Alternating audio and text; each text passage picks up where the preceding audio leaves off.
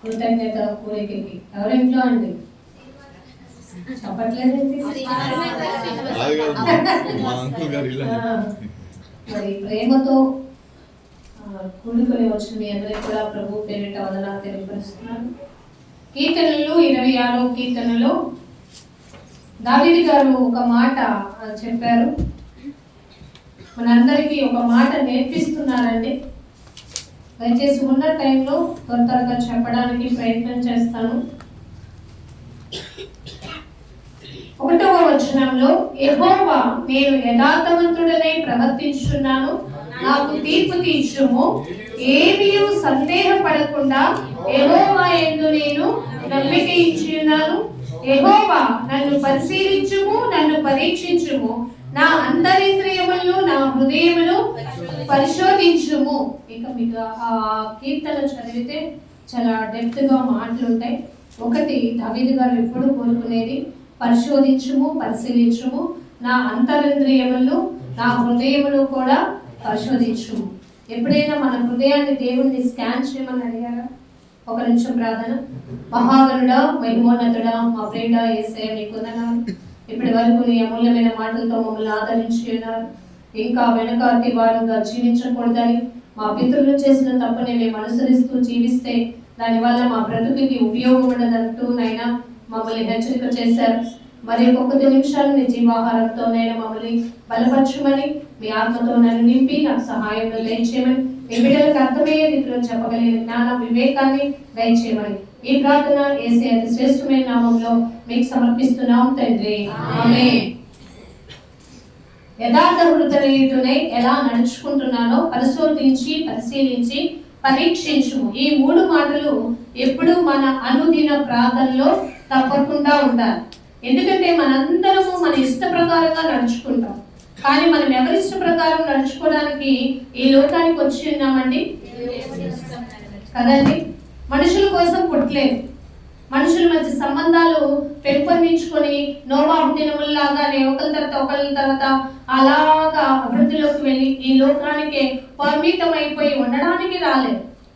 ఈ భూమి మీద దేవుడు నువ్వు పెళ్లి చేసుకున్నావా, నీకు పిల్లలు ఉన్నారా, లేకపోతే నువ్వు ఇంకొకరిని మరి చేసావా అని అడుగు. నా కోసం ఎంత యథార్థంగా జీవించావు, నీ హృదయాన్ని నా కోసం ఎంత ఇచ్చావు, నీ హృదయంలో నా యొక్క అంతరంతర క్రియలను నేను తొంగి చూసినప్పుడు అవి సరిగా ఉన్నాయా లేవా?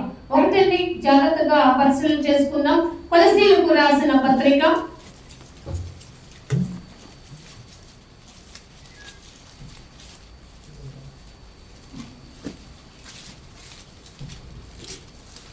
3వ అధ్యాయము 16 చివరిలో ఒక మాట, లాస్ట్ లో అంటే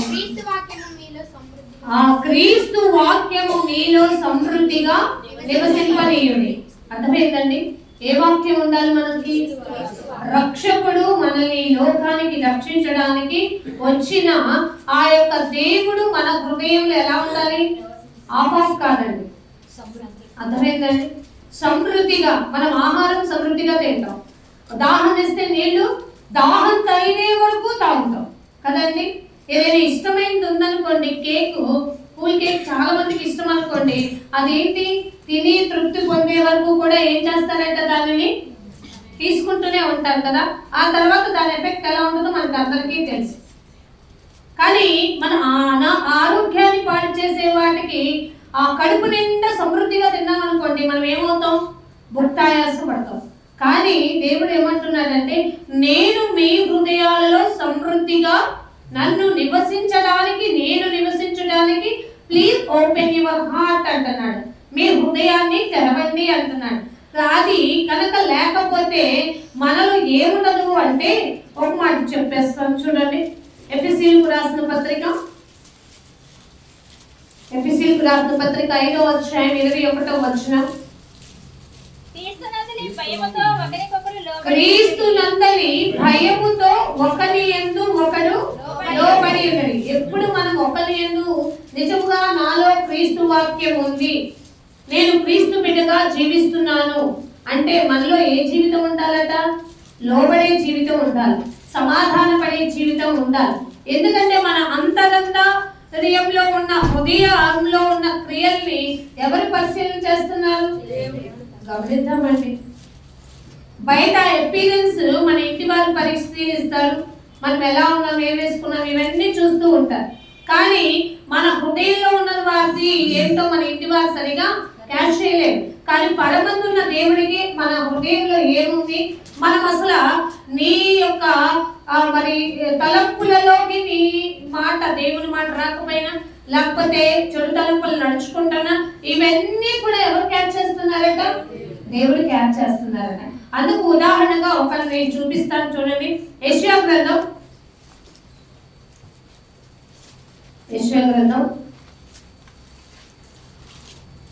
మనకందరికి తెలిసిన వ్యక్తేనండి. 38వ అధ్యాయము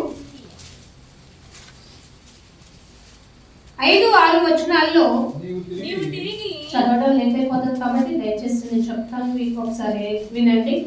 నీవు తిరిగి హిజ్కియా యొద్దకు పోయి అతనితో ఇట్లనము, నీ పితరుడైన దావీదునకు దేవుడైన యెహోవా నీకు సెలవిచ్చున్నదేమనగా, నీవు కన్నీళ్లు విడిచుట చూచి తిని నీ ప్రార్థన.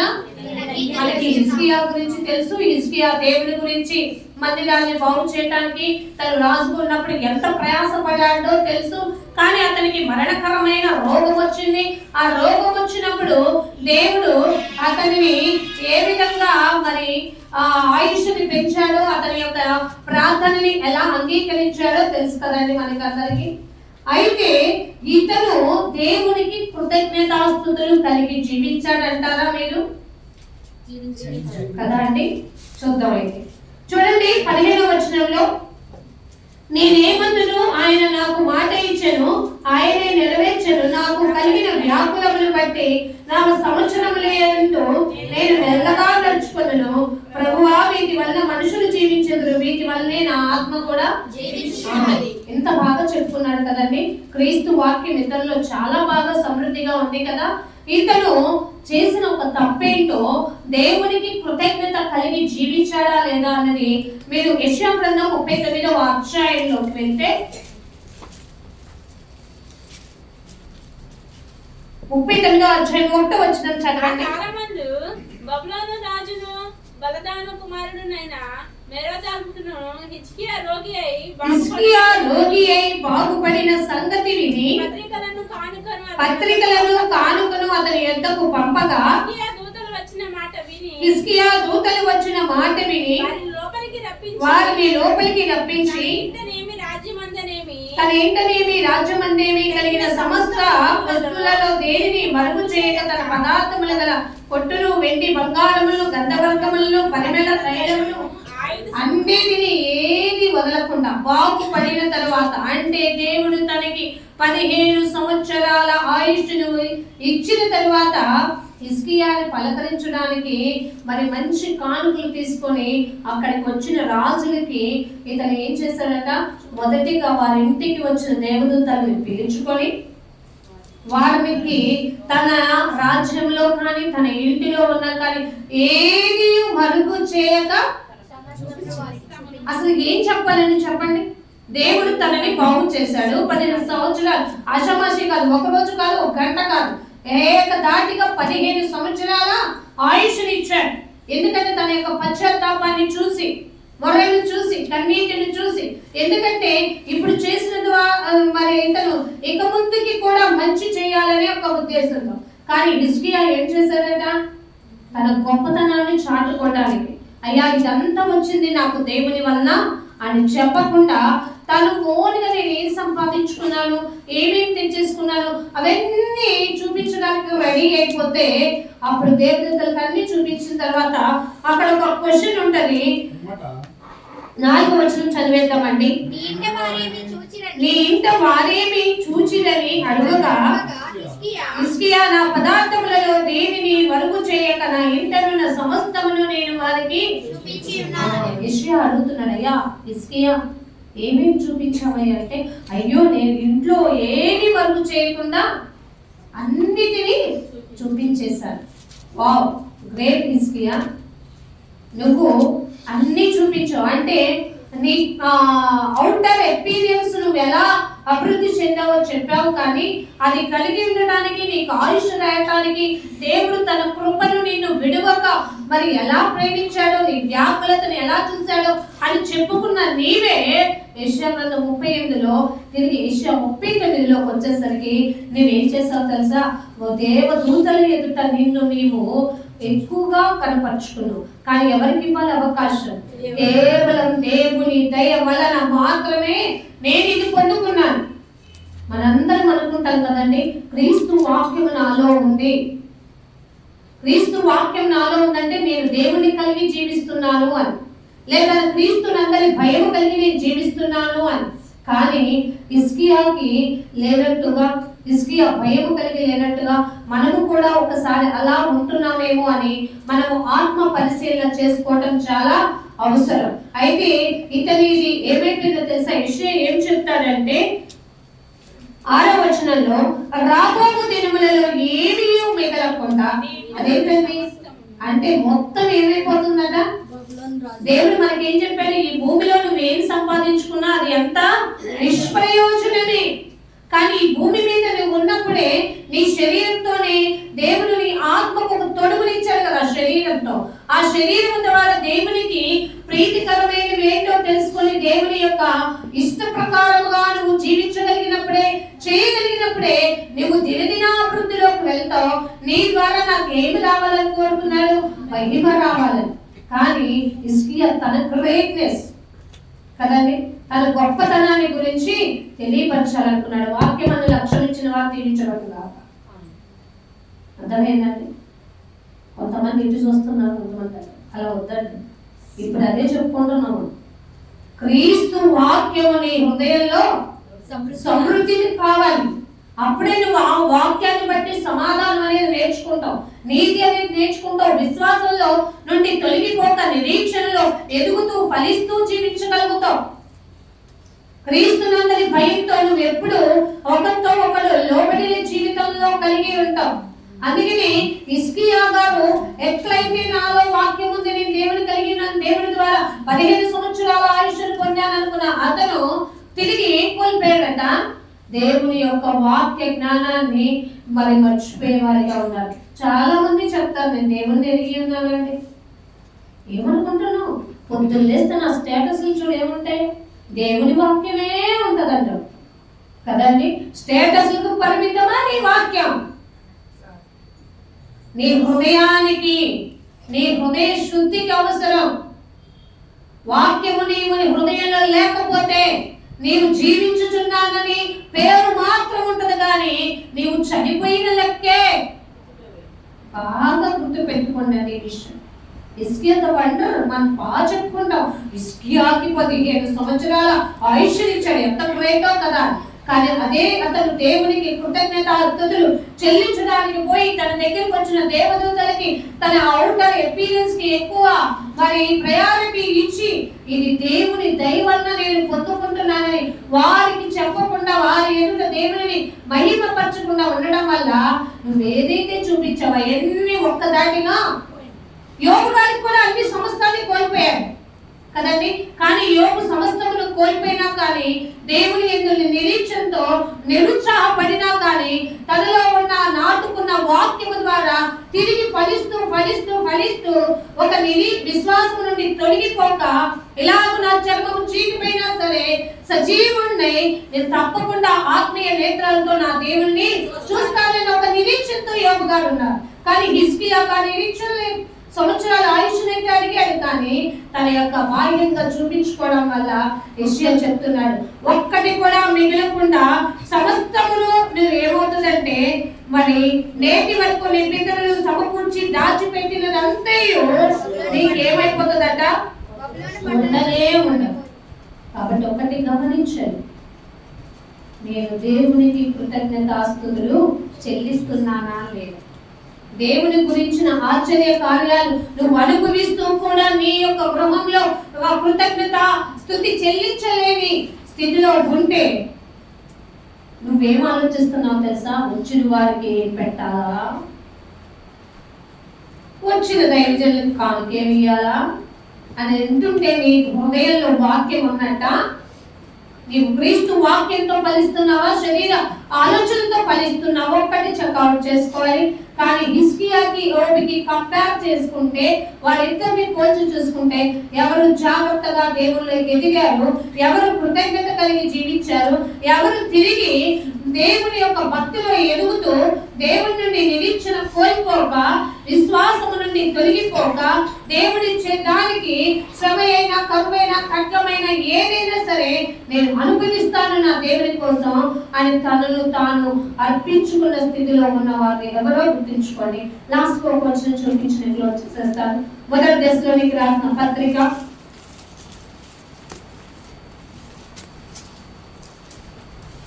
1వ అధ్యాయం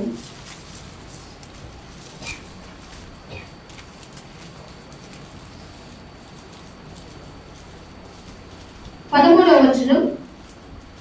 2వ అధ్యాయం 13వ వచనం. మొదటి దశలోనికి రాసిన పత్రిక ఈ కారణము చేత ఒక నిమిషం, హేతువు అంటే కారణం అని మీరు దేవుని గురించిన వర్తమాన వాక్యము మా వలన అంగీకరించినప్పుడు అది మనుషుల వాక్యమని ఎంచక. అర్థమైందండి? పోల్చుకోమాకండి. ఇది దేవుని వాక్యం. వాక్యానికి నేను లోబడాలి, వాక్యానికి నన్ను సరెండర్ చేసుకోవాలి. దేవుని వాక్యమని అంగీకరించాలి, అది మనుషుల వాక్యమని ఎరగక నిజముగా ఉన్నట్టు దేవుని వాక్యమని అంగీకరించారు కాబట్టి మేము మానక ఏం చేస్తాం తెలుసా? అర్థమైందండి? కృతజ్ఞతాస్తుతులు చెల్లిస్తున్నాము. ఎందుకంటే ఆ వాక్యమే విశ్వాసులైన మీలో ఏం కలుగజేస్తుందో తెలుసా? పనిని సాధ్యపరుస్తుంది. అర్థమైందండి? వాక్యం అంటే దేవుడే మనకు తెలుసు. దేవుని వాక్యమందు మనము ప్రతిష్ఠింప చేసుకునే స్థితిలో ఉంటే, మనం ఇది దేవుని వాక్యమని ఎంచుకుంటే, విశ్వాసమే, ఆ యొక్క నమ్మకమే మనలో ఏం కలుగు చేస్తుందో తెలుసా? కార్యసిద్ధి కలుగు చేస్తుంది. అర్థమైందని? కాబట్టి ఒకటే గుర్తు పెట్టుకోండి, నా దేవుడు నా హృదయాన్ని పరిశోధిస్తాడు. హిజ్కియా హృదయాన్ని పరిశీలించాడు, పరిశోధించాడు. అతని అంతరింద్రియాన్ని కనుక చెక్అవుట్ చేసినప్పుడు అతనిలో దేవుని గురించిన వాక్యము సమృద్ధిగా నివసించినట్లయితే అతడు తప్పకుండా దేవునికి భయపడేవాడు. హిజ్కియా సరెండర్ చేసుకుంటాడు తెలుసా? లాస్ట్ వచనంలో అవును, దేవుడు తప్పకుండా దేవుని మాటకి నేను విలువ ఇవ్వలేదు కాబట్టి, దేవుని మహము పంచలేదు కాబట్టి, దేవుడు నా దగ్గర నుంచి అది మొత్తం తీసేసుకోవటం న్యాయమే అని ఒప్పుకుంటాడని. అర్థమైందండి? అందుకనే మనం దేవునికి భయపడి జీవించాలి. దేవుని మరి ఆ మాట, ఆ నమ్మకము మనలో ఏం చేయాలంటే పని జరిగించాలి. ఆ పని ఎలా అంటే మన క్రియల ద్వారా పని జరిగించాలి. మనం దేవుని బిడ్డలుగా సదా ఆయన యొక్క బిడ్డలుగా కొనసాగాలని మనస్ఫూర్తిగా కోరుకుంటూ ఎంతతో నా వాక్యాన్ని ముగిస్తున్నాను. కళ్ళు మూసుకోండి, ప్రార్థన చేసుకోండి. మేమైనా పరలోక తండ్రి, మీకు వందనాలు చెల్లిస్తున్నాం. యోబు గురించి, హిజ్కియా గురించి, వాళ్ళలో ఎవరు ఏ విధంగా దేవునికి కృతజ్ఞతాస్తుతులు చెల్లించారు, విశ్వాసం నుండి తొలగిపోక నిరీక్షణలో కొనసాగారు. ఆయన వాళ్ళపై మాకు సాదృశ్యం ఎలా నింపారు.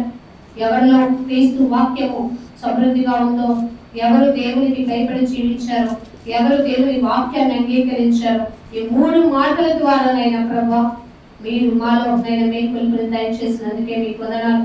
విన్న వాక్యాన్ని వినలేక హృదయాల్లో ఫలింపచేయమని మనసారా నేను కోరుకుంటూ యేసు నామములో ఈ ప్రార్థన మీకు సమర్పిస్తున్నాం తండ్రి. ఆమేన్.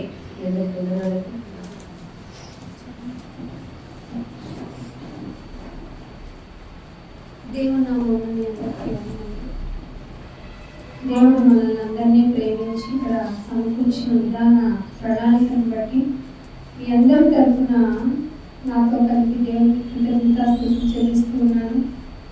పాసిబుల్ అయితే ఎవరైనా నుంచోని ఉంటే నిలబడగలిగితే ప్రార్థన చేసుకున్నాం. నిలబడగలిగిన వాళ్ళందరూ, ఫెసిలిటబుల్గా ఉన్న వాళ్ళందరూ ఒకసారి నిలబడినట్లయితే తండ్రికి మనం ప్రార్థన చేసుకుని వాక్యంలోకి వెళ్దాం.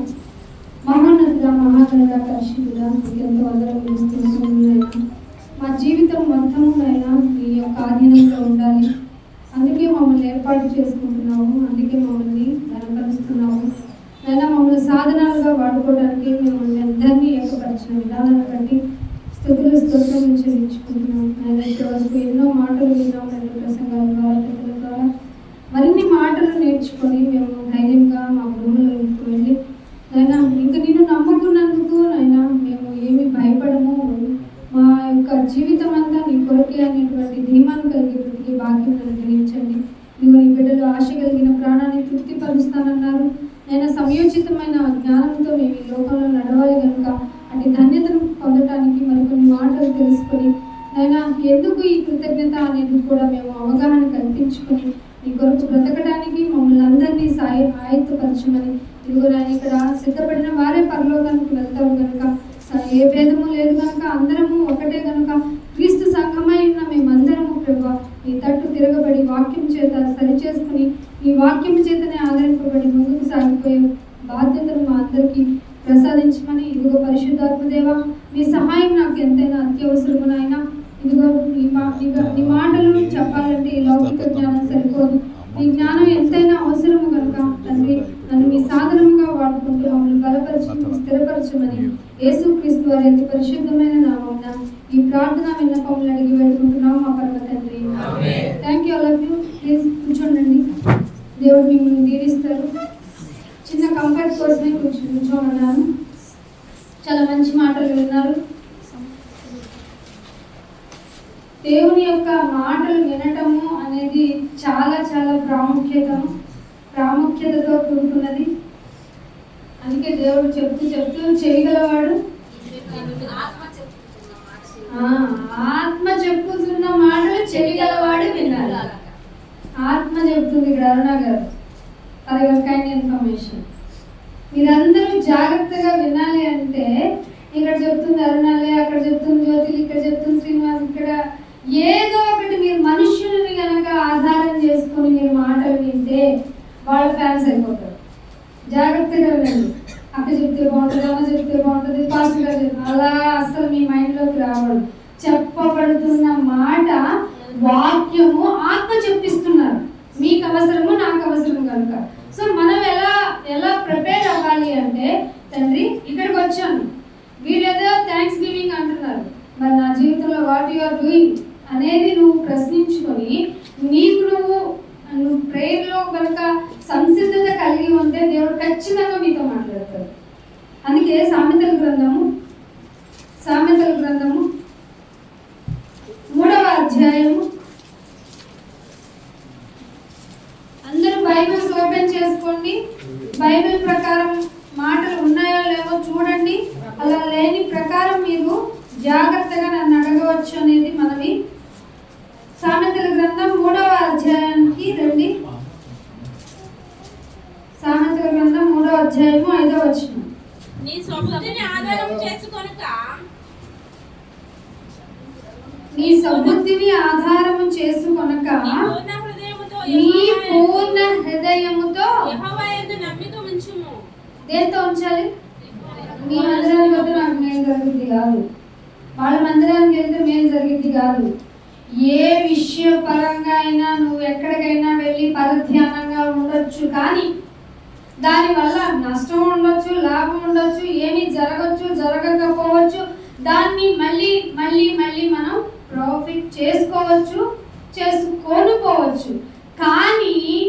కానీ దేవుని యొక్క ఆధారము, దేవుని యొక్క మనస్సుతో నీ స్వబుద్ధిని ఆధారము చేసుకోవద్దు. మందిరానికి వచ్చినప్పుడు ఏమి ఉండకూడదట? సొంత బుద్ధితో మీరు దేవుని మందిరానికి వెళ్ళకూడదు. దేవుని మందిరానికి ఇన్ ది సెన్స్ గ్యాదరింగ్ అనేది ఎక్కడ మీ సొంతంగా ఆలోచించుకుని వెళ్ళిపోదాం, అక్కడ ఇంట్లో అన్నోళ్ళ ఇంట్లో అనుకుని వెళ్ళనే కూడదు. మరి ఎలా రావాలి నాయన అంటే నీ పూర్ణ హృదయం. ఎక్కడుంది చెప్పండి? ఇక్కడ ఉన్న వాళ్ళలో పూర్ణ హృదయం ఎవరికన్నా ఉందా? పూర్ణ హృదయం కంప్లీట్ గా ఇంటి దగ్గర ఆలోచన ఏం రావట్లేదు, అక్కేది చెప్తుందో అది వింటానుకున్నాను అని ఉన్న వాళ్ళు ఉన్నారా? మీ విజ్ఞతకే వదిలేస్తున్నాను. పూర్ణ హృదయముతో పూర్ణ హృదయంతో నమ్మికుంచు అంటే అయ్యగారు జ్వరం వచ్చింది ప్రార్థన చేయండి ఏం చెప్పాలి మీకు? ముందు సింహాలైనా ఎదురుస్తానంటావు, గాలి తుఫాన్లైనా ఎదురుస్తానంటావు, అంత పాటు పాడి అందరి చేత తప్పెట్లు కొట్టించేలాగా ఊపొచ్చి వచ్చేలాగా పాట పాడి అయ్యగారు రాత్రి బళ్ళెప్పుడు ప్రార్థన చేయాలంటే నీ పాటకు అర్థం ఏంటి, నీ భక్తికి పరమార్థం ఏమిటో తెలియాలి. ఒక గమనిక, నేను మాట చెప్తున్నప్పుడు ఎవరు మీ సొంత పనుల్లో ఉండొద్దు. ఫోన్లన్నీ సైలెంట్లో పెట్టుకోండి. వాక్యము డిస్టర్బ్ అవుతుంది, మైండ్ డైవర్ట్ అయిపోతుంది. Please understand. నాకు చాలా పీక్ టైం ఇది, చాలా అత్యవసరం.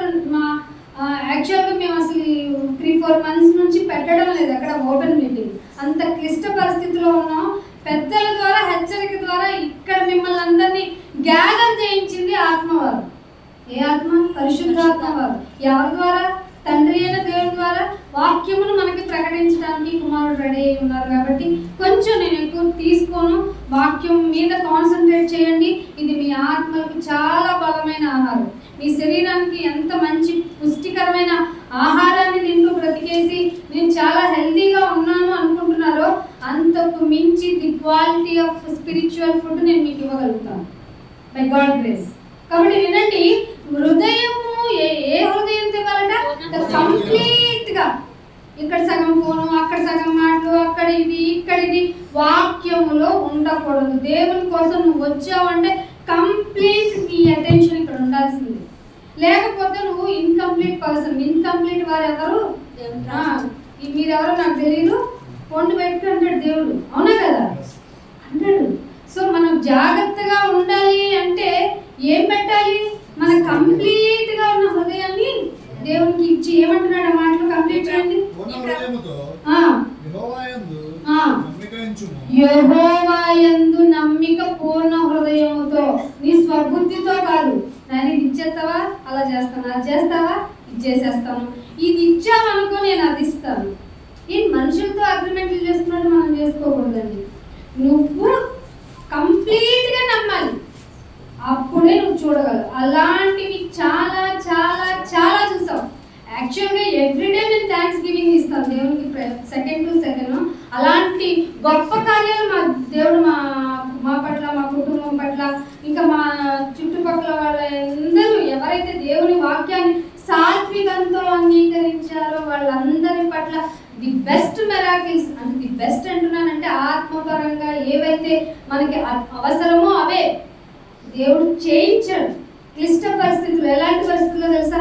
ఆర్థిక ఇబ్బందులే కానీ, అనారోగ్య ఇబ్బందులే కానీ, అసలు మనల్ని ఎవ్వరూ పట్టించుకొని విధి విధానాల్లోనే కానీ మనల్ని నిలబెట్టింది ఎవరయ్యా అంటే ఖచ్చితంగా దేవుడే. మీరు గుర్తుపెట్టుకోండి, మనుషులను వారి యొక్క ఆలోచనలను ఆధారం చేసుకోకూడదు. ఎప్పుడు దేవుణ్ణి మాత్రమే ఆధారం చేసుకోవాలి. అయ్యా నాకు ముళ్ళు ఉంది అంటే నువ్వు ఇచ్చాను, నేనే అలా పెట్టుకున్నాడు. నువ్వు ఇలా ఉండటం నాకు ఇష్టమయ్యింది, నువ్వు పని చేస్తావా చేయవా? గట్టి నిజం కావాలంట. అందుకే అన్నాడు లూకాసు వార్త 8వ అధ్యాయం రండి. లూకాసు వార్త బైబిల్ అందరూ తీయండి, రాసుకోవడానికి ప్రయత్నం చేయండి. అమూల్యమైన మాటలు దేవుడు మనతో మాట్లాడిస్తున్నారు. లూకాసు వార్త 8వ అధ్యాయము 15వ వచనం. మంచి నేల నుండి యోగ్యమైన మంచి మనసుతో వారెవరనగా అంటే యోగ్యమైన మంచి మనసు. యోగ్యం అంటే ఎలిజిబుల్. ఏంటిది? ఇది చాలదనంటే మరి మంచి మనసు కావాలంటే. మీకు అర్థమవుతుందా వాక్యం ఎంత క్లిష్టమైందో? ఎంత క్లిష్టమైందో అర్థమవుతుందా? యోగ్యమైన మంచి మనసుతో వాక్యము వినాలి. అర్థమవుతుందా? నాయన మీరు ఇక్కడ నుండి చెప్పుకోండి, మా పనులు మేము చేసుకుంటామంటే దేవుని సన్నిధిలో కుదరదు. మీరు దేవుడి సన్నిధికి వచ్చాము అన్న తర్వాత వాట్ యు ఆర్ డూయింగ్ అనేది అక్కడ కౌంటింగ్, రైటింగ్ అన్నది అక్కడ లిఖింపబడిపోతున్నాయి. అందుకే 3 books ఆల్రెడీ నీ కోసం ఓపెన్ అయి ఉన్నాయి. జీవగ్రంథంలో నీ పేరు లేదు అనుకో, ఇంక నీకు ఏ 2 బుక్లు తెరవాల్సిన అవసరమే లేదు కదా. హోంవర్క్ చేయలేదంటే నువ్వు చేయలేదా నక్కర్లా. క్లాస్ మొత్తం చేయకపోతే ఇంక బుక్స్ ఎందుకు తీయడం కదా. అందుకే ఏమంటున్నాడు? యోగ్యమైన మంచి మనసుతో వాక్యము వినేసి వెళ్ళిపోయాం కాదట, దానిని అవలంబించాలి. అర్థమవుతుందా? Practicals are more important in Christianity life. వినేసాం కంఠాపదంగా చెప్పకముందే చెప్పేస్తారండి కొంతమంది మేధావులు. ఏం లాభం చెప్పండి? వాక్యం హృదయంలో లేనప్పుడు, నీకెందుకంట కంఠాపదమైన వాక్యములు? కంఠాపదం ఎందుకు చేయాలి? ఇది మాట్లాడుతున్నప్పుడు, అది చెప్తున్నప్పుడు నేను అలా ఉన్నానా లేదా, చెయ్యాలా లేదా, అలా ప్రవర్తిస్తున్నానా లేదా అనేటువంటి ఆలోచన లేని నీవు పుచ్చిపోయిన విత్తనానివి. అంతే కదా? మంచి విత్తనం అయితే ఏం చేస్తుంది? యోగ్యమైన ప్రవర్తన, యోగ్యంగా ఉండి మంచి మనసుతో వాక్యము అంగీకరించి దానిని అవలంబించే వాళ్ళు ఏం చేస్తారు? ఓపిక. మీరు అరగంట కూర్చోండి, ఓపికొట్టలేదు అస్సలు. మళ్ళీ టైం చెప్తారు వాక్యం. ఆత్మనాపత్నం మీరు టైం చెప్తారంటే జాగ్రత్త, లెక్కలోకి వెళ్ళిపోతున్నారు. వాక్యమును ఓపికతో, అది మనసు, మంచి మనసుతో వాక్యము విని దానిని అవలంబించి ఓపికతో ఫలించాలి. ఫలించడం అంటే గుడ్డి జనాంగమా? ఫలించడం అంటే పిల్ల జల్ల బస్తాలు బియ్యం బిల్డింగ్లు కాదు. ఇవి అక్షయమైనవి మాత్రమే. మీరు గుర్తుంచుకోవాలి, అక్షయమైనవి. మేల్కొన్న వారికి బట్టి ధన్యవాదాలు. ఇవేవి క్షయమైపోయేవి. కాబట్టి ఏమైపోతాయి? క్షయమైపోయేవన్నీ మ్యాష్ అయిపోతాయి. ఇంక్లూడింగ్ అసలు మనం అనుకోని, మనం గ్రహింపులేని, గుర్తు పెట్టుకోలేనిది ఏంటంటే ఈ భూమి కనపడే భూమి ఉండదండి. ఇది నమ్ముతామా? నమ్మాలి. అసలు నమ్మకం ఏంటి? నిరీక్షణ 18 హెబ్రీ 11 ఏమంటున్నాడు? విశ్వాసం అంటే నిరీక్షింపబడు వాటి యొక్క ఏది? నిజ స్వరూపాలు ఎక్కడ? మాకు పిల్లనివ్వండి అంటారేంటి? సంఘానికి వచ్చి సమ్మతం అంటారేంటి? సంఘానికి వచ్చి ఇదంటారు అదంటారు. ఏంటి మీ గోళలు ఇక్కడ? సంఘంలోనికి ఆత్మీయతను తీసుకొని పోకుండా ఆత్మయందు తీవ్రతగా ఉండాల్సిన జనాంగాలేంటి లోకాన్ని తీసుకొచ్చి పెట్టేస్తున్నారు. వస్త్రాల మీద దృష్టి ఏంటి? డబ్బు మీద దృష్టి ఏంటి? ఇవి కాదు కదా ఉండాల్సింది. ఇవి ఇచ్చినను ఇవ్వకపోయినను, అసలు ఈ శరీరము చీకిపోయినను నిన్ను నేను చూస్తానన్న ఒక విశ్వాసి జీవిత చరిత్ర ఈ బుక్ లో ఉంటే చదవాలనిపించలేదా? ఈ పుస్తకంలో వ్రాయబడిన సంగతులన్నీ వచ్చే వరకు చదువువాడు ఎక్కడ చెప్పాడు? ప్రకటన ఫస్ట్ లో చెప్పాడు. చదువుతూ ఉండువాడు ధన్యుడు కదా. మీకు వద్దా ధన్యుడు అంటే? మాకొద్దండి. లోకపరమైనది ఏదైనా కావాలి అంటే అక్షయమైనది విత్తాలి. అక్షయమైనది అయితేనే పోదు. మీరు ఎప్పుడు ఏమనుకుంటారు? ఏదైనా వస్తువు కొన్నప్పుడు ఇది ఎంతకాలం ఉంటుంది కదా, ఎక్స్పైరీ డేట్ ఏంటి, ఎన్ని ఇయర్స్ వారంటీ, అది మర్చిపోకండి. వారంటీ. అసలు ఈ వారంటీ దేవుడు ఇచ్చాడు కదా. మీరేమో వస్తువులు, బుక్స్, పెన్నులు, లేకపోతే ఎలక్ట్రికల్ సంబంధించినవి, బండి, వాటి గురించి వారంటీలు అడుగుతారు. దేవుడు నీకు ఇచ్చిన వారంటీ ఎంత? ఈ లోకంలో 60 లేదా 70. ఇప్పుడు నిజం చెప్పండి, 60-70 కరెక్టా? ఏదో బెస్ట్ పీపుల్ ఇలాంటి వాళ్ళు ఉన్నారు కాబట్టి పక్కన పెట్టేయండి. ఇప్పుడు టుకుక్కుమని పోయే వాళ్ళు ఎక్కడ ఉన్నారు చెప్పండి? మంచి ఫిట్ గా ఎక్కడ చేస్తారు? జిమ్ లో చేస్తారు కదా. ఎక్కడ పడుతున్నారు? మొన్న 6వ తరగతి పిల్లవాడికి హార్ట్ అటాక్ అయింది.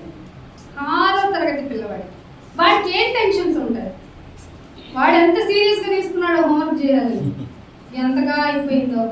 ఏమన్నా పిల్లల గురించి ఒరే ఇది చదవరా అని తీసుకెళ్ళి నువ్వు నా దగ్గర ఉండకపోయినా పర్లా, నా ప్రేమ నీకు అందకపోయినా పర్లా, నువ్వు ఎక్కడ ఉండాలి? స్కూల్, హాస్టల్లో. ఫుడ్ ఏది పెట్టినా లిస్ట్లో నీకు సైన్ పెట్టించుకుంటే సరిపోతుంది. వాడు ఎలా తింటున్నాడు, ఎలాగైనా సర్దుకోరా, నీకు ర్యాంక్ ఇంపార్టెంట్ అంటున్నారు. కానీ అదే ఎలాగైనా నా బిడ్డని నా దేవుని యొక్క ఆజ్ఞల్లో పెంచుదామన్న క్రైస్తవ కుటుంబాలు చూపించండి. ఇలా చెబితే అస్సలు నచ్చదు. చేదెప్పుడు మంచి ఎప్పుడు చేదే, ఆ చేదెప్పుడు మనిషికి నచ్చదు. ఏమంటున్నాడు ఇక్కడ? యోగ్యమైన మంచి మనసుతో వాక్యమును అంగీకరించాలి, ఓపికతో ఫలించాలి. మీరు ఎలా ఫలించాలి? ఇన్ని సంవత్సరాలు మీ జీవిత చరిత్రలో సంఘానికి వస్తున్న మీరు, సంఘంలో ఉంటున్న మీరు, మీతో పాటు తీసుకొచ్చిన ఆత్మలేది? మీతో పాటు కాసిన వాక్యం ద్వారా కాపు కాయించి ఇదిగో అన్న ఆ వ్యక్తి, ఆ యొక్క ఆత్మ బలహీనత వల్ల ఆగిపోతే నేను తీసుకొచ్చాను, మళ్ళీ సంఘంలో పెట్టాను అని చెప్పే సాక్ష్యం ఉందా? సాక్ష్యం అంటే చెప్పుకోతారు, మీ ఇంట్లో జరిగింది, మీ ఒంట్లో జరిగింది. మాకేంటి సాక్ష్యం? సాక్ష్యం అనగా వినినది ఎవరన్నా వచ్చి చెప్పాలి. నీ సాక్ష్యం చెప్పి వెళ్ళి కోర్టులోకి వెళ్ళి నీకు ఇలా జరిగిందని ఏంటమ్మా ప్రూఫ్ అంటారు. సాక్ష్యం సంఘంలో కాదు, సాక్ష్యం బయట చెప్పాలి. అర్థమవుతుందా? నువ్వు ఇంకొక వ్యక్తిని ఇక్కడికి తీసుకురావాలంటే నీ సాక్ష్యం బయట బాగుండాలి. బయట బాగోని సాక్ష్యము చల్లదు. ఇక్కడ ఎందుకు చెప్పిన ఆత్మల భారం లేకపోతే నీ యొక్క క్రైస్తవ భక్తి ఇందాక సార్లు అన్నారు కదా, నిష్కలంకమైన భక్తి ఏదనగా సో అండ్ సో చేసి తరువాత ఈ లోక మాలిన్యము, ఈ లోకంలో ఏముందట మట్టి మశానం ఉంది. అదే చెప్పాడు, మాలిన్యము అనేది చక్కటి మంచి లాంగ్వేజ్ అది. కానీ ఏంటి మన కామన్ లాంగ్వేజ్లో మట్టి అంటించుకోకూడదు, చాలా మట్టి ఉంటుంది. నువ్వు వెళ్ళి లోకస్తులతో కూర్చున్నాను, ఎంత సంపాదించావు అంటే నువ్వు మంచిగా వాక్యం విని వెళ్ళి అక్కడ కూర్చుని ఉన్నావు అనుకో, ఏమంటాడు? ఏంట్రా సంపాదించుకోకపోతే ఎట్టకరా ఉంటావు అంటాడు. అది మడ్డా మాలిన్యమా కాదా? క్షేమైందా కాదా? మరి ఇలాంటివన్నీ అంటించుకోకుండా ఉండాలంటే, నిష్కలంకమైన భక్తి ఏదో తెలుసుకోవాలంటే ఎవ్రీడే నువ్వు రీడింగ్ లో ఉండాలి, ఎవ్రీడే చదువుతూనే ఉండాలి. ఇదిగో ఇలా రోజు చెప్పించండి అనే వాళ్ళ సంఖ్య చెప్పండి, వేళ్ల మీద కౌంట్ చేయొచ్చు. అవునా కదా? ఏమంటున్నాడు? అందుకనే సామెతల్లో 26వ అధ్యాయం, సామెతల గ్రంథము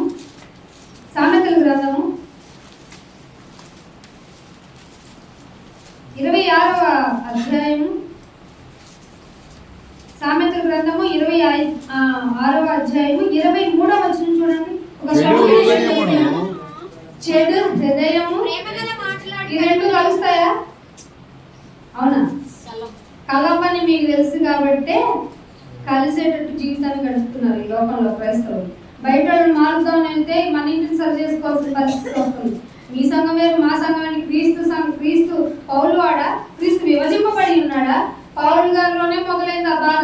ఇప్పుడు మనం ఎంత మొత్తుకున్నా విభజింపబడిన వారు కలవలేదు. ఎందుకంటే వాళ్ళ యొక్క పునాదులు శరీర సంబంధమైన విషయాల మీద పెట్టుకొని ఉన్నారు కాబట్టి.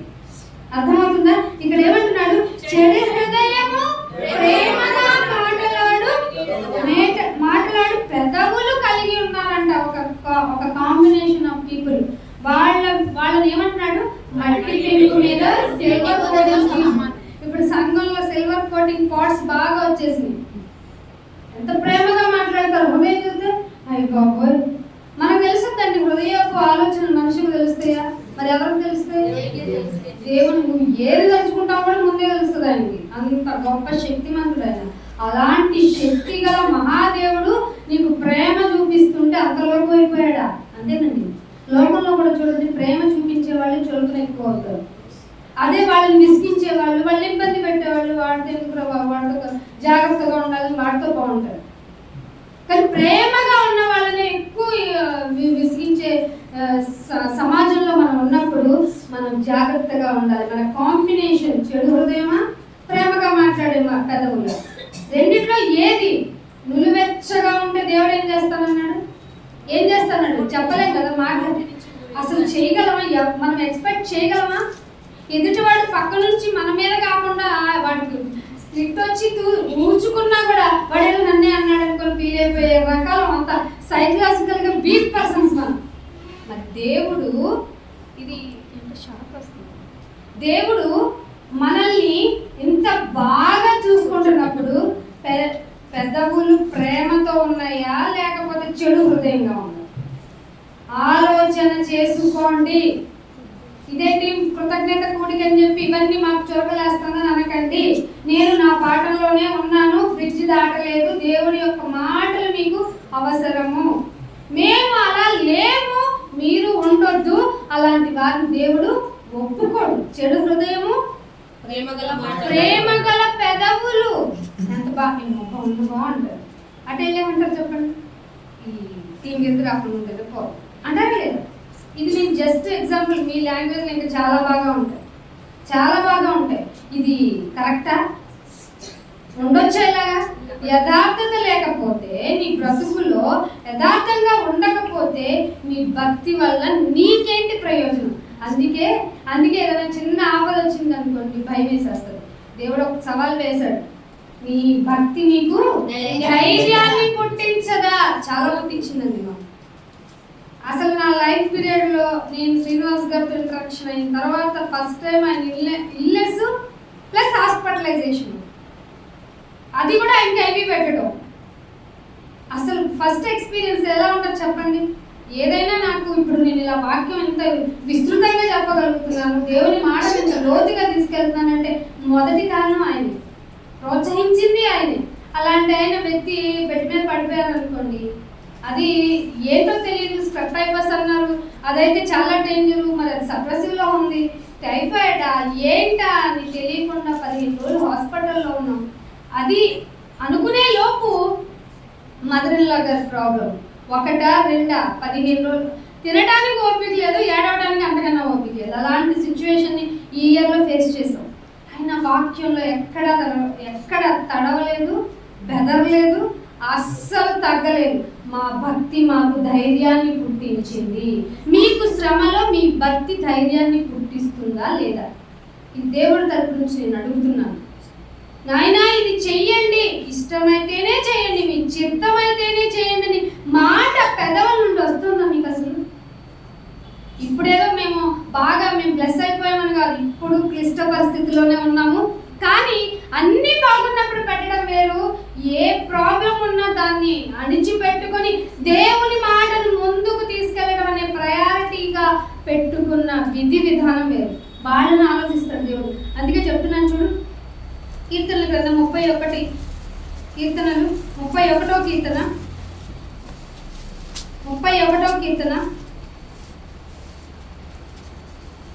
22వ వచనం చూడండి. భీతి చెందిన వాడనై నీకు కనబడకుండా నేను నాశనమైపోతుంది అనుకుంటుని, అయినా ఇక్కడ చూసుకోండి దావీదు గారి క్యారెక్టర్. భీతి చెంది అంటే భయపడిపోయి, ఇక నేను కనపడనయ్యా అని నేను అనుకుని, ఇక నేను నీకు కనపడలేదంటే నేను నాశనం అయిపోయాను అనుకున్నాను, అయినా నాకు నా ఆధారం నీవే కాబట్టి నీకు మొరపెట్టాను. నీకు మొరపెట్టగా నువ్వేం చేసావు? నా విజ్ఞాపనల ధ్వని. ఏమండి ఒక చిన్న విజ్ఞాపన చేస్తారా? దావీదు గారి విజ్ఞాపన ధ్వని అంట. విజ్ఞాపన ధ్వనిని ఆలకించితివి. ఎప్పుడన్నా ట్రైన్లో ఈ మాట వచ్చిందా మీకు? ఎప్పుడన్నా ఆలోచించుకున్నారా? ఏదైతే ఏమైందండి, శరీరం ఎప్పటికైనా, ఇప్పుడు ఆయన హాస్పిటల్ నుండి రిటర్న్ అయ్యి డిశ్చార్జ్ అయ్యి వచ్చారు కాబట్టి మళ్ళీ చనిపోరా ఏంటి? చనిపోదాం, అందరూ పోవాల్సిందే, అవునా కదా?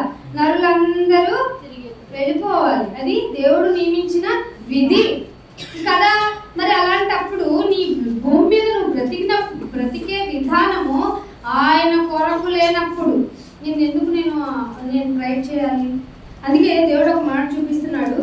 గలతీలకు రాసిన పత్రిక 6వ అధ్యాయము 8వ వచనం చూడండి. అది శరీరానికి ఒక ఇష్టము కూడా కాదంట, ఇచ్చ అంటే విపరీతమైన కోరిక. మీకు అర్థమవుతుందా? మీ శరీరం మిమ్మల్ని ఎలా మోసం చేస్తుందంటే, నాకు బాగా ఇష్టం అన్నాం అనుకో, తప్పని చెంప మీద ఒకటి కొట్టుకో, శరీరం నేను బాగా డామినేట్ చేస్తున్నాను. ఏమంటున్నాడు ఇక్కడ? శరీరేచ్ఛలను బట్టి విత్తువాడు తన శరీరమును క్షయమైన పంట, క్షయమైందంటే నాశనం అయిపోయేది, క్షయమైన పంటలు పోయిను, ఆత్మను బట్టి విత్తువాడు ఆత్మ నుండి. ఇది ఎవరిస్తారు చెప్పండి? అవునా? నిత్య జీవమునిచ్చేది దేవుడే అయితే నువ్వు ఎన్ని వారాలు మిస్ చేసి ఉంటావు, అంతే కదా? సంవత్సరాల్లో 52 వారాలు అనుకున్నాం. ఏదన్నా పాస్టర్ గారు అడిగితే పాస్టర్ గారు ఇమేజ్ నోరు మూసుకుని పక్కకి వెళ్ళొచ్చు, మాట్లాడతాడు, ఇంకా మీ కర్మను వదిలేసుకొని మౌనంగా ఉండొచ్చు. కానీ దేవుడు దగ్గరికి వెళ్ళిన తర్వాత ఏం చేసేవారా? నన్ను కోడి కోసుకుని తిన్నాను డాడీ. ఎన్ని తిన్నావు? 8 లక్షలు తిన్నాను డాడీ. మరి బియ్యం, మరి ఫుడ్, బిర్యానీ వైట్ రైస్ అయితే కొంచెం నాకు నచ్చదు కదా, రోజు అదే ఎక్కడ తినను. బిర్యానీ పేద రైస్ అంటావు, ఈ రైస్ అంటావు, ఆ రైస్, ఏ రైస్ అన్నీ కలిపి మిక్స్డ్తో తింటున్నారంట. అసలు ఏం తింటున్నామో తెలియకుండా తినేస్తున్నారంట. అందుకే రోగాలు పెరిగిపోతున్నాయంట. ఇలా తిని తిని త్రాగి బ్రతికి నీ ఇష్టానుసారంగా ఉండి ఒక రోజు నువ్వు నడవలేని స్థితి, నిలవలేని స్థితి, అయ్యో పడుకోలేని స్థితి, ఆ స్థితి వచ్చినప్పుడు ఏమనుకుంటావు? సామెతల గ్రంథం 5వ అధ్యాయం 11వ వచనం, సామెతల గ్రంథం 5వ అధ్యాయం, మీకు ఇలాగే ఉంచి సామెతల గ్రంథము 5వ అధ్యాయము. ఎప్పుడు వస్తావంట? ఎప్పుడు తుదకి, చివరికి, చివరికి, లాస్ట్ కి నీ మాంసం ఉంటది. ఈ మాంసం నిగనిగలాడుతుంది ఇప్పుడు. ఎందుకంటే ఎంగేజ్ లో ఉన్నాం కదా, దీనికి ఏవేవో పెడతాం. సోప్ సొల్యూషన్ దగ్గర నుంచి దేనికో వెళ్ళిపోయి డబ్బులు పెట్టేసి అబ్బో నానాయాగి చేస్తాం. ఫ్రూట్ జ్యూస్లు అంటాం, సలాడ్లు అంటాం, ఇష్టమైనవన్నీ తినేసి దీన్ని బాగా పోషిస్తున్న నీవు నీ మాంసమును, నీ శరీరమును క్షీణించినప్పుడు, క్షీణించిపోయిన తర్వాత ఏమంటావట? మన డైలాగులు అండి, దేవుడు ముందే రాయించాడు మన డైలాగులు. ఈ స్క్రిప్ట్ ఎవరు చెప్తారు చెప్పండి? ఈ స్క్రిప్ట్ చెప్పగలిగే గ్రంథాన్ని తీసుకురండి చూద్దాం. అయ్యో లాస్ట్కి నా నా ఇది ఇట్లా అయిపోతుందా అనుకుంటారు చూడండి. అయ్యో అయ్యో ఉపదేశాన్ని మెసేజ్ చెప్తుంటే నేను ఎట్లా రిజెక్ట్ చేశాను, ఎందుకు నిద్రపోయాను, ఎందుకు నిద్రపోయాను, నా కళ్ళు ఎందుకు టపటపడమని నిద్రపోతున్నాయి. ఫుడ్ అంటే నిద్రపోదేంటి, టీవీ అంటే నిద్రపోదేంటి, అసలు ఎవరికన్నా కబుర్లు అంటే అస్సలు నిద్రపోదేంటి. కానీ నేను నీ మాట ఉపదేశం అనగానే ఎలాగయ్యా రిజెక్ట్ చేశాను, నీ ఉపదేశం నేను ఎట్లు త్రోసి వేసేసాను. వద్దు ఆపండి, చెప్పండి, ఆపండి, చాలండి అంటున్నాను. ఏంటి నేను అన్నానా? నేను ఎట్లా అనేసి నా బుద్ధే లేదు అనుకుని నా హృదయం ఈ లోపల నీ హృదయాన్ని గద్దిస్తూ ఉంది. విను, మళ్ళీ ఎప్పుడు దొరకదు తెలుసా నీకు వాక్యం. నీకు ఆ దొరుకుల కాలం నందే వెతకమన్నట్టు చేసా, వెతుక్కు, ఇది వెరీ వెరీ ఇంపార్టెంట్ నీకు అని చెప్తే హృదయం చెప్తే, హృదయమా మనసా నోరు మూసుకుంటు అంటావట. హృదయమును నేను గద్దింపు నేను ఎట్లు రిజెక్ట్ చేశాను, నా బోధకులు.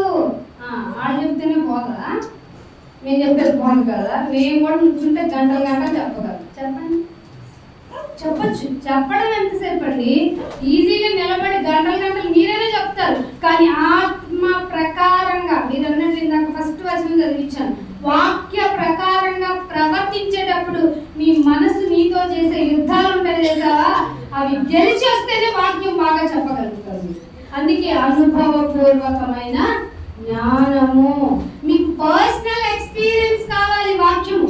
పర్సనల్ ఎక్స్పీరియన్స్ అవ్వకపోతే ఇంకెంతసేపు దొరుకుతుంది? వాచ్ ఒకసారి, టైం ఒకసారి, గోడలు ఒకసారి, ఇటు అటు ఒకసారి చూసుకోవాల్సి వస్తుంది. నేను ఏమంటున్నాడు, నా బోధకుల మాట నేను ఎట్లా వినకపోతిని, నా ఉపదేశకులకు నేను వీళ్ళు చెప్తా ఉంటే పక్కన ఆళ్ళు మాట్లాడుకుంటూ ఉంటారు. ఏంటి సంగతి, నాకు అక్కడ కనిపించు, ఏంటి ఇప్పుడు అవసరమా? వాక్యం అది ఇంపార్టెంట్. అందుకే చెప్తున్నాను, వాక్యానికి ఇంపార్టెన్స్ ఇవ్వండి. వాక్యమే దేవుడై ఉన్నాడు. ఆ దేవుడే నీకు అక్షర రూపంలో నీ దగ్గరగా ఉన్నాడు. ఆయన మాట్లాడిస్తూ ఉన్నాడు. నేను ఎలా రిజెక్ట్ చేశాను అని ఒక రోజు ఏడుస్తావట. నేను సమాజంలో సంఘాలు ఒకటి కాదు రెండు కాదు, వీరికి ఒక సంఘం ఉన్నా ఒక సంఘానికి నేను వెళ్ళలేదండి. నేను సమాజపు సంఘముల మధ్య ఉండినను ప్రతి విధమైన దౌష్ట్యమునకు ఏ విధంగా అయినా నేను లోబడే ఛాన్స్ నాకున్నా కూడా, నేను కొంచెము లోబడే ఛాన్స్ ఉన్న కొంచెమే డిస్టెన్స్ కొంచెమే అయినా అని నేను ఏడ్చుకుని మూలుగుకుంటాను. ఈ మూలుగు మూలుగు మూలుగు వెళ్ళి పాదాలలో పడి ఇంకా నీ మీద కోపం, నీ మీద నీకే తగ్గక పళ్ళు పటపట కొరుకుంటావు. ఏడ్చి ఏడ్చి ఏడ్చి అలసిపోతావు. అయ్యో దేవుడా please give me one more chance అంటే దెర్ ఈస్ నో ఛాన్స్ నాన్న అన్నాడా లేదా? ఎవరితో? ధనవంతుడితో. దరిద్రుడు పంపించమన్నాడు. అక్కడ కూడా సబ్మిట్లు కావాలి పాపం అయ్య గారికి. ఆ దరిద్రుడిని పంపించి నాకు వాటర్ ఇవ్వడానికి అంటున్నాడు. అక్కడ కూడా యాటిట్యూడ్ మారాలి. అలాంటి పరలోకం ఇస్తాడండి. బుద్ధి ఇక్కడ మార్చుకొని వాడు చాప వాసన పోని జీవితం కలిగిన మనుషులు అక్కడికి వెళ్ళిన తర్వాత వాసన పోతా, బయటికి వెళ్ళిన తర్వాత పోతుందా? ఇక్కడే శుభ్రంగా క్లీన్ చేసుకోవాలి. వాక్యమే నిన్ను క్లీన్ చేస్తుంది. ఓదక స్నానం చేయమన్నాడు. అందుకే తెలుసా మీకు? వాకింగ్ ఇంటి దగ్గర ఎలా వస్తారు? చక్కగా నీట్గా వస్తాం కదా మనం స్నానాలు చేసి. ఎందుకు? మనం శుభ్రంగా ఉన్నామని తెలియదు. అదే వాక్యము ద్వారా నువ్వు స్నానం చేస్తే నీ ఆత్మ ద్వారా నీ కంపు ఎవరికి రాదు. ఎందుకంటే అందరూ కంపోడని చెప్పాడు దేవుడు. ఏ భేదము లేదు, అందరూ అంతటా పాపము చేశారు బాబాయ్ నేను ఇస్తానన్న అనుగ్రహాన్ని మీరు అందరూ మీ చెవిలోకి వెళ్ళదురా నేను చెప్పిన. అందుకే మీరు హృదయ శుద్ధి గలవారు. అవునా? అది ఏ దేవుణ్ణి చూడాలంటే మీలో ఏముండాలి? హృదయం శుద్ధిగా ఉండాలి. హృదయం శుద్ధిగా లేదనుకో దేవుణ్ణి చూడరు. మరి ఏం చూస్తారు? నరకంలో సాతాన్ని డైరెక్ట్ గా చూస్తారు. ఆడే కదా మీ తండ్రి అని ఇంటరాక్ట్ చేశాడు కదా యోహాన్ గారు. అందుకని ఒక మాట చూపిస్తారు చూడండి. లూకాసు వార్త 1వ అధ్యాయం 75 వచనం. లూకాసు వార్త 1వ అధ్యాయము 1వ అధ్యాయం నేను తీయలేదు. అందుకని అందరూ తీసారని 75.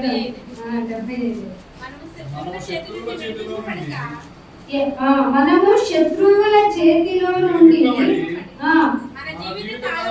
మన జీవిత కాలమంతా నిర్భయముగా, అంటే భయము లేకుండా, ఏ భయం మనల్ని తొందర పెట్టినా, ఎవరు మనల్ని ఇబ్బంది పెట్టినా అందుకే అన్న దావీదు గారికి అంత ధైర్యం ఎందుకు వచ్చిందా? ఇటు 10,000 మంది పడినా, అటు 1000 మంది పడినా, I don't fear అని ఎందుకు అన్నాడు అనుకుంటున్నారు? ఇందుకే ఆయన నెలకొందెవరు? దేవుడు. ఎవరన్నాడు? మనము శత్రువుల చేతిలో నుండి. ఏ శత్రువు మనకి? మన శత్రువు ఎవరండి? మీ శత్రువు అయిన అపవాది గర్జించు సింహము వలె ఎవరిని మింగుదురా అని చూస్తుంటే నేను మాత్రం హాయిగా నిద్రపోతాను. నన్ను మింగినాయన మింగబడిన వారిని అందరిని చూసి వీడు చిక్కాడు అని, వలలో చిక్కాడు అని సాతాను అంటే గంతులు వేస్తుందంట. భలే చిక్కాడు, భలే అబ్బకు గ్రంథంలో చదువుకోండి, అన్ని చూపిస్తే ఇంకోసారి రాదు కనుక. అందుకని మనం శత్రువుల చేతిలో నుండి విడిపింపబడి మన జీవిత కాలమంతా నిర్భయులమై ఆయన సన్నిధిని జాగ్రత్త ఆయన సన్నిధికి వచ్చారు కదా. ఇప్పుడు ఏమేమి ఉండాలి చూడు? పరిశుద్ధంగా. ఏమిటా? ఆగండి, ముందు ఇది కంప్లీట్ చేసుకోవద్దా? పరిశుద్ధత అంటే ఏంటి? బైబిల్సా? పరిశుద్ధత ఏంటి? బొట్టు ఆర్నమెంటల్స్ తీసేయడం మేనా? శరీరపరమైన పరిశుద్ధతేనా? ఇది తీసావు అంటే లోపల ఇంకా బాగా ప్యూర్ గా ఉండాలని అర్థం. పరిశుద్ధత అంటే లోపలది చాలా చాలా నీట్ గా ఉంటేనే బయటకు ఆ మాటలు అవుతాయి. ఇందాక 2 కాంబినేషన్ ఆఫ్ వర్డ్ చెప్పావు. అబద్ధమైన పెదవులు, చెడు హృదయము, ప్రేమగా మాట్లాడే పెదవులు, అట్లా ఉన్నారు. ఏమన్నాడు? పరిశుద్ధముగాను నీతిగాను ఆయన సేవింపను. అట్లా రావాలి. ఆరాధన చేయమంటే మంచి పాటతో పాడేసి నువ్వు రిధంలో కొట్టు, నేను రిధంలో పడతా, అందరూ క్లాప్ కొట్టారు. అదేనా ఆరాధన?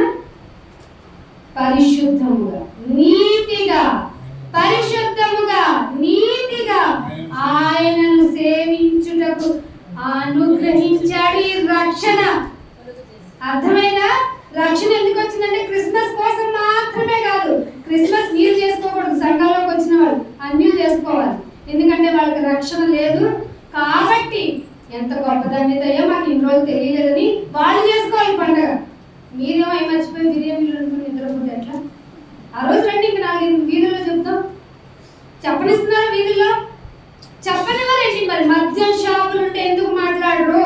రోడ్డు మీద అలా అమ్ముతుంటే ఎందుకు మాట్లాడరు? నీతి మంచి చెప్తుంటే ఎందుకు అడ్డుకుంటున్నారు? మీరు రోషన్ రావట్లేదా? సిగ్గు అనిపించట్లేదా? ఇది మంచి మాట కదా, దేవుడు చక్కగా నీతిగా ఉండమన్న మాట కదా, ఎందుకు మీరు మాట్లాడటం లేదు? మనకి పర్లేదు. యుద్ధం ఎవరిదండి? మరి మీరేం చెప్తారు? తిని పడుకుంటారా? బీమిస్తుంది ఎవరికి? గాలిస్తుంది ఎవరికి? నీళ్ళిస్తుంది ఎవరికి? మంచిగా వసతులు కల్పిస్తుంది ఎవరికి? మనకి కల్పిస్తే మళ్ళీ యుద్ధం కూడా వచ్చాయనే చేసుకుంటే నువ్వెందుకు వచ్చావు భూమి మీద? రక్షణనిచ్చింది నీతిగా యథార్థంగా ఉండటానికి కదా, అవునా కదా? అందుకని కొలసీలకు రాసిన పత్రిక 2వ అధ్యాయము, కొలసీలకు రాసిన పత్రిక 2వ అధ్యాయము, కొలసీలకు రాసిన పత్రిక 2వ అధ్యాయము 6వ వచనం. ప్రభువైన క్రీస్తు యేసుని అంగీకరించిన విధముగా, ప్రభువైన యేసు క్రీస్తుని అంగీకరించిన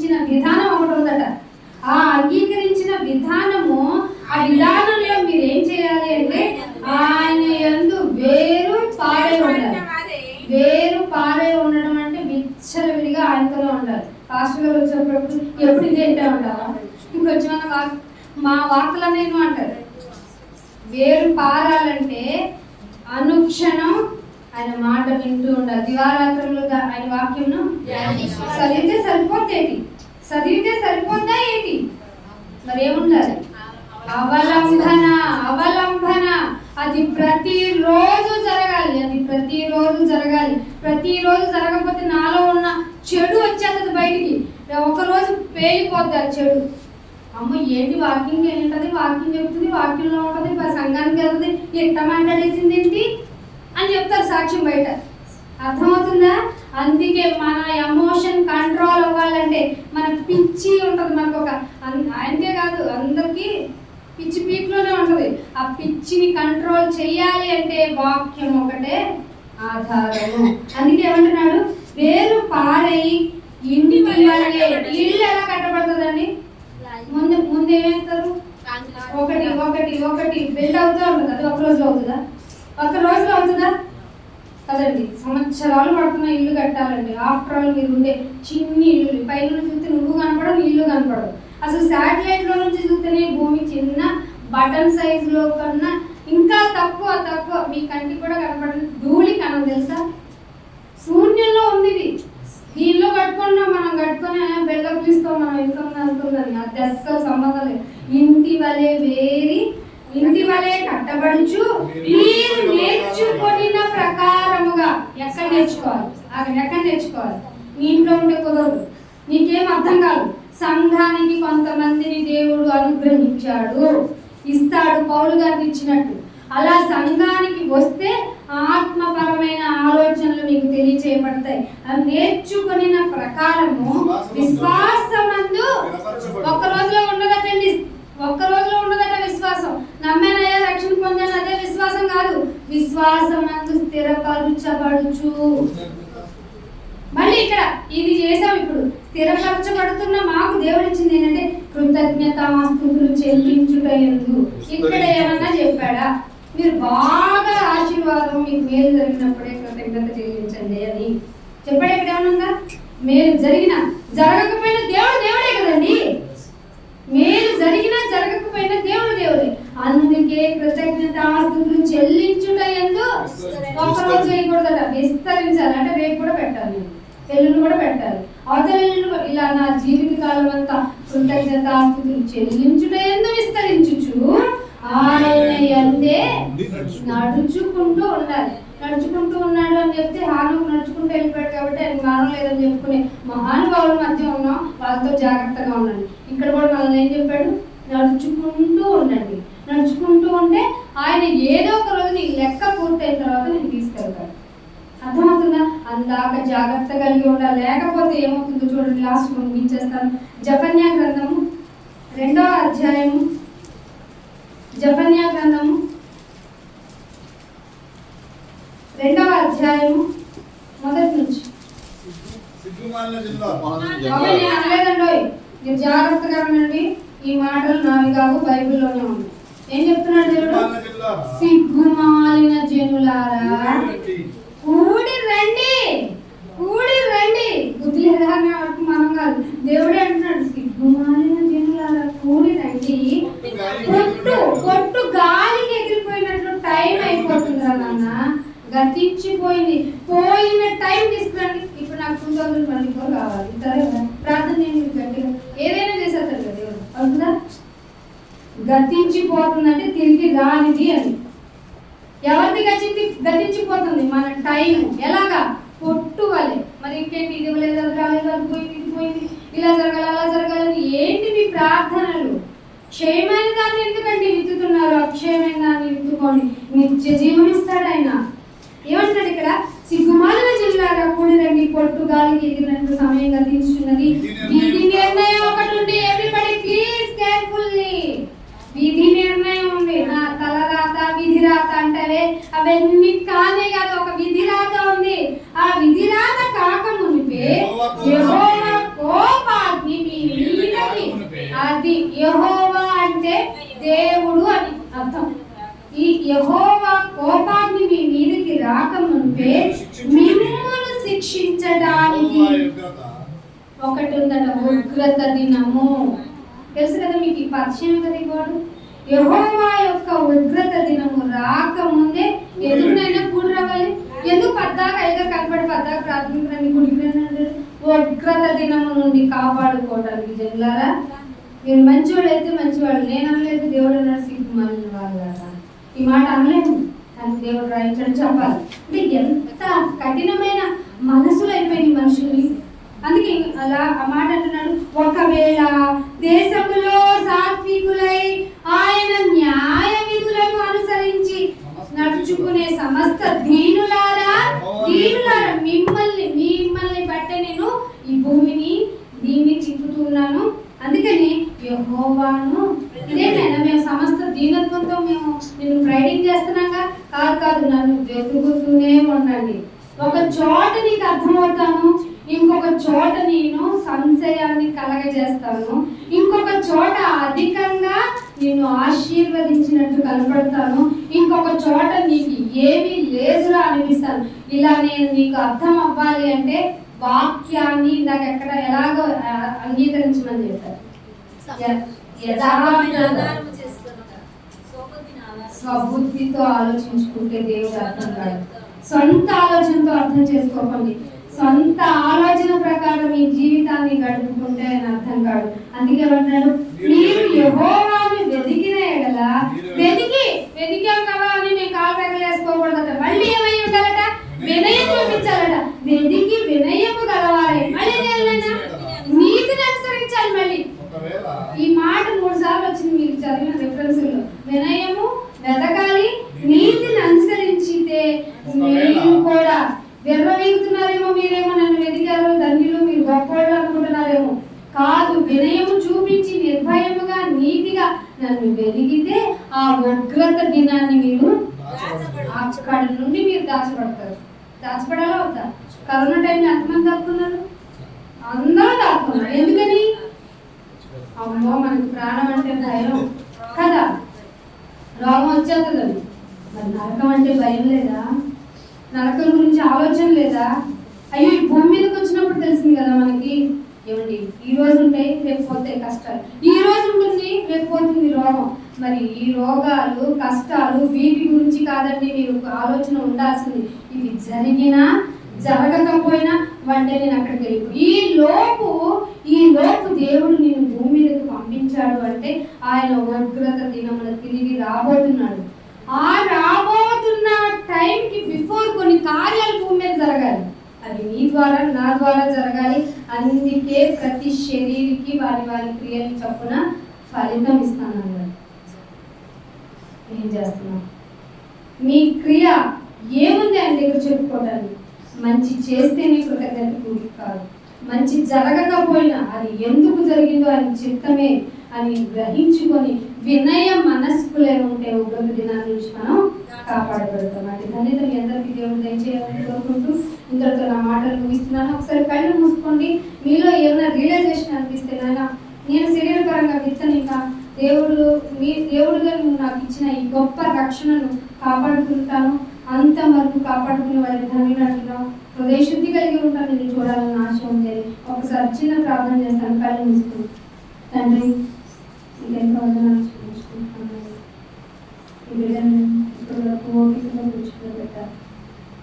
నేను ధరించిన శరీరాన్ని మాటలు చేయవలసిన నేను చేయను కదా నాయన, కానీ శరీరాన్ని నలగొట్టుకున్న వారికి విరిగి నలిగిన వారికి నేను అతిగా ఆసనంగా ఉంటానని చెప్పారు. మేము విరిగి నలిగిన హృదయాలతో ఉన్నాం, పరుగులు బాధ్యతలు కడుతూ ఉన్నాం. ఆయన సాతాను వేసిన వలలో చిక్కుకునేలాగా వాళ్ళ ప్రవర్తిస్తూ ఉన్నప్పుడు నీ వాక్యమే మమ్మల్ని ఆదరించింది, బలపరిచింది, స్థిరపరిచింది. ఆయన ప్రతిలో రాయబడినట్టుగా కార్యసిద్ధి కలుగజేస్తున్న దేవానికి స్తుతులు చెల్లిస్తున్నాం.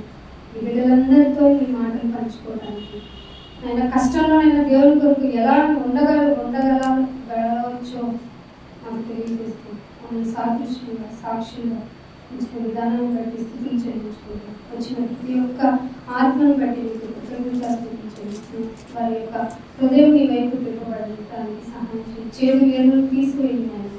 ఈ లోకం దాటామంటే మా పరిస్థితి రకంగా నీవే ధన్యులము, నీవే మమ్మల్ని పాలించేవాడు కనుక మా ప్రవర్తన అంతటిని నీ అధికారంలో వచ్చే భాగ్యం మాకు అందరికీ దయచేయండి. ఇదిగో తండ్రి, ఏ విధమైన ప్రలోభాలకి మేము లొంగకుండా మేమందరము కలిసి ఆ పరలోకాన్ని స్వతంత్రించుకునే భాగ్యం మా అందరికీ దయచేయండి. యేసుక్రీస్తు వారి పరిశుద్ధమైన నామం ఈ ప్రార్థన వేడుకుంటున్నాం తండ్రి. థ్యాంక్ యూ అండి. God bless you all. మంచిదమ్మా. మరి నేనేం ప్రసంగం చేయలేదు కానీ పూర్వీకుల ప్రకారం కారణం అంటే చెప్తాను. చూడండి, దేవుని యొక్క మహాత్ములో 120వ కీర్తనలో నా శ్రమలో నేను యెహోవా కుమారుడు ఆయన నాకు ప్రసాదించాను. కృతజ్ఞత కనిపించారా? మరి యవనస్తులు